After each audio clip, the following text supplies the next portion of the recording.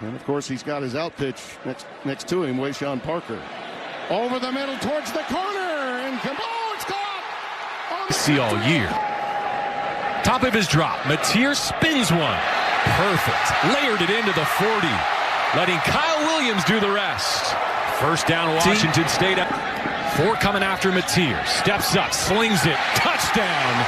Kyle Williams. A little more with a designed run. Pressure coming from Boise State. Mateer floats it into the end zone, and that's Kyle. All right, fellas, how you doing? Kyle Williams. This is the second go-round on this fine young gentleman. Love him so freaking much. It's so awesome because I remember right before the Senior Bowl had started, I had already done his film breakdown, and so I was already going into looking for him, and then I remember going back into the hotel, kind of looking at what NFL.com had to see, and then, for me, I get geeked out on certain things, especially when it comes to these evaluations. As you guys can tell by my profile, like this player evaluation stuff, it's so fun, it's so easy. This is not a chore. This is like joy, like not joy, but like this is so fun to evaluate a player, and you see, like, this is a gamble. You see if you're right or wrong. You see if your skills in evaluating a guy is going to be right. And so when Daniel Jeremiah, bro, he's just raving about this Kyle Williams kid. I'm like, what the hell? Like, I was telling all my boys about Kyle, like, look out for Kyle. Where's Williams at? Because I'm an OU fan, and at that point in time, we had secured John Mateer, right, the former quarterback for Washington State, who was the quarterback for Kyle Williams, right? So I had already seen so much, John Mateer footage and John Mateer film at Washington State, and I'm like, who the hell is number 2? That's all he's throwing it to, right? I was just like, this is all, like, and so I, like, locked in on Kyle Williams, and I did the PFF research, and I was just like, oh my gosh, he's active, and so you just do a little bit of studying, and then you find out if it's worth your time, because you guys have no idea the amount of time I've spent on guys that I was like, I should not have wasted my time. So Kyle Williams, Washington State. If you have just drafted Kyle Williams, I am so happy for you. Unless you're the Baltimore Ravens, I hate you. But on the simple fact that if you have Kyle Williams, and where can I see his jersey right now? I can see him in a Los Angeles Rams jersey right now. I can see him in so many different avenues, truly. I can see him in New York. I can see him in Philly as a number 2 or as like a slot dude. Like, I could see him in a myriad of different ways. And so if you just drafted Kyle Williams, congratulations. You got a dude. And more than likely, you probably got him in the 3rd round, probably 4th. Maybe if you got Kyle Williams on day 3, you just got a legitimate star, right? A gem that's going to be killing it in OTAs. Let's just go over 2024 since the second go round. 79.9, 13 games played, has lived in the slot, but is mostly outside. 70 receptions off 101 targets, almost 1,200 yards with 14 touchdowns. I think he's like 5'11". Oh, 6 foot. Okay, beautiful. Receiving graded 82.1 yards per route run, 2.71 drop rate, 6.7% contested catch rate, 62.5% grade versus man coverage. I have, when it comes to receivers, if it's 90 or above, the dude is him. Rookie season immediately. Like, Jordan Addison was one of the dudes that killed it up in the beginning of last year with the 90 grade. Oh my gosh, my brain is just so melted right now. I can't even ramble off the other ones. There was another guy. Anyways, if you have 90 receiving grade or better, and so when I see 90 receiving grade or better, I'm really blanking that in to if I know you're good, 88 or above. Like, if I see the film and I know you're good, 88 and above, you're gonna translate like off rip. If you have the right culture, the right support, the right quarterback, things translate. And so that's been my effective experience for running backs. If you can break tackles, that translates very easily. For edges, it's sacks. Like, if you can get a lot of sacks consistently in the next level, things are going to be great for you. Mr. Kyle Williams, the receiver, once again, quarterback John Mateer. We got to look at how sexy he is, how amazing he is, how beautiful he is, how phenomenal of a quarterback he is, as he will be leading the Oklahoma Sooners in 2025.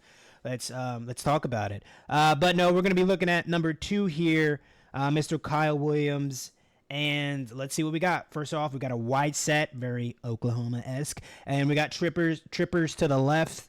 Let's see what we got here for Mr. Kyle. Looks like they're playing things pretty close. This looks like it could be a man situation. I see no safety help. That's exactly what it is. Oh! I thought he was down. I thought he was down. Dude, if you just drafted Kyle Williams, or if you're if you want to go into work and be like, yo, this guy, it's him, dude.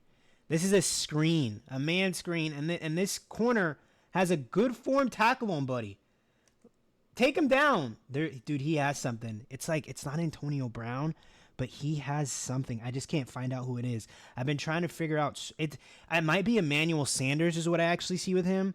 I think it's Emmanuel Sanders. I think he is Emmanuel Sanders because Emmanuel Sanders, what made him so great is that he always had like top 10, top 15 talent. The situations weren't always beautiful, but dang, did he make things look so freaking smooth and easies. So good, Emmanuel Sanders, man. And I think this kid, right situation, right quarterback, everything considered, here we go. We got a little sweep. Give it to him. Let's see if he can make a play. All things that's how they utilized Emmanuel in Denver. He did a little bit of that in San Francisco as well. But, this kid, 6 feet tall, 186, so he's going to get a little bit bigger. I don't have my phone on me. I wish I can find out what he ran real quick. Here we go. Another end around. Like they don't give the end arounds to the guys that are slow. You know what I mean?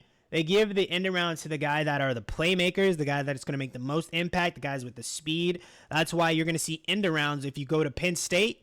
The end around guy is Tyler Warren, their tight end. You go to Michigan, the end around guy is Colston Loveland, the tight end. You go to Bowling Green, the end around guy is the tight end. So, it's not always just the receiver. They put the best athlete, right, for that offense on the end arounds, on the sweeps, on all these reverses and stuff like that, because that's the playmaker. Xavier Worthy, he's the one that does all of it for Kansas City. Jamar Chase, he's the one that does everything for, Cincinnati. Like a lot. This is all him. Just continue to run the route. John Mateer just finds him late. The offensive line is blocking well.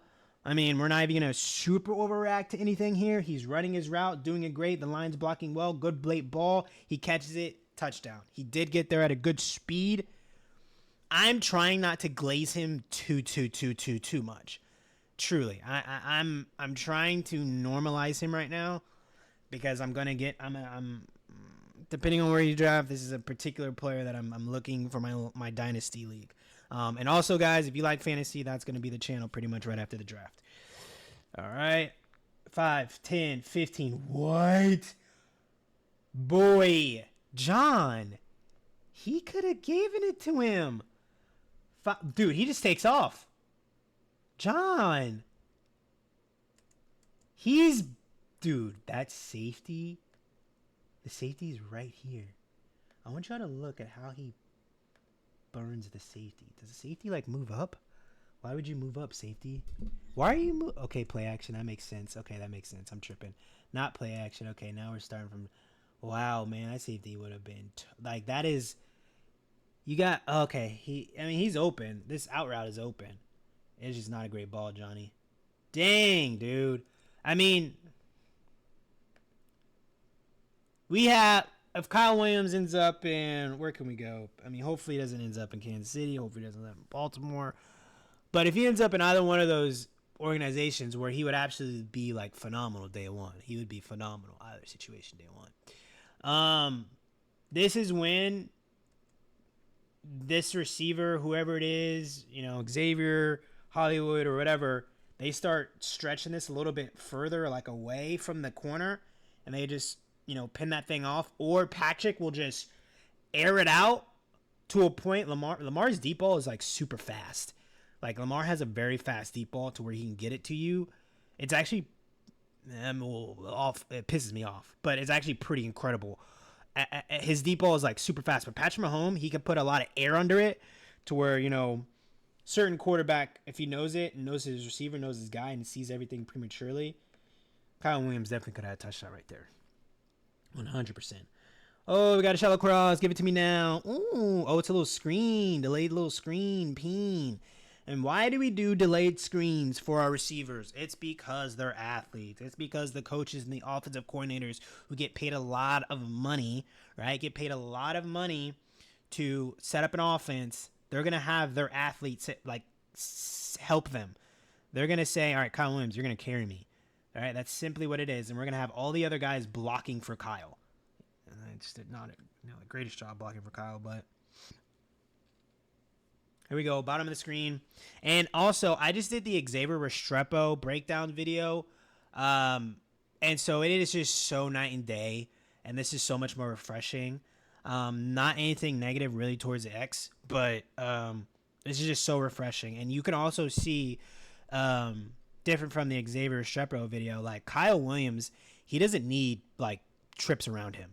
You know, he doesn't need you. He doesn't need you around. Like, he can be an X by himself in the shadow realm, and he's still going to cook. Bottom of the screen, 5'10", breaks it down. Dude, that guy was still going.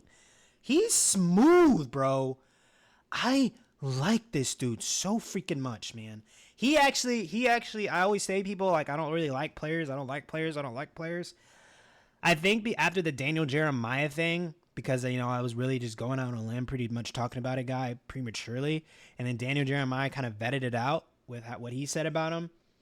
Like, that makes me really like him. Back of the end zone, in the corner, showing numbers, boom, just gets there.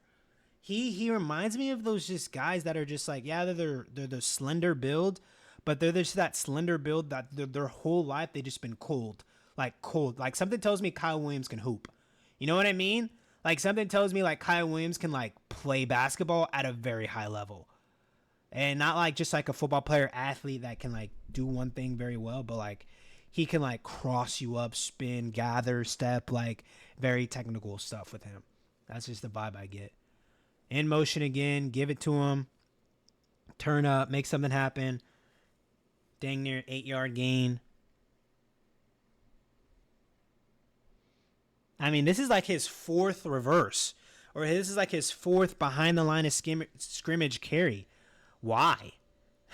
You know why? Is it because he's so good and effective and athletic enough to stretch out the East and West to where that is a great gift? Hey, I like him in Green Bay.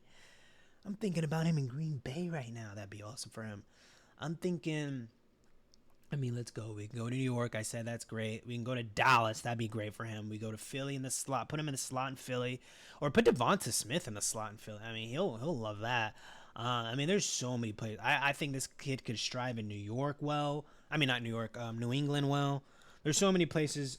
If you just drafted Kyle Williams, let me know in the comments where you're at mentally. See you guys on the next.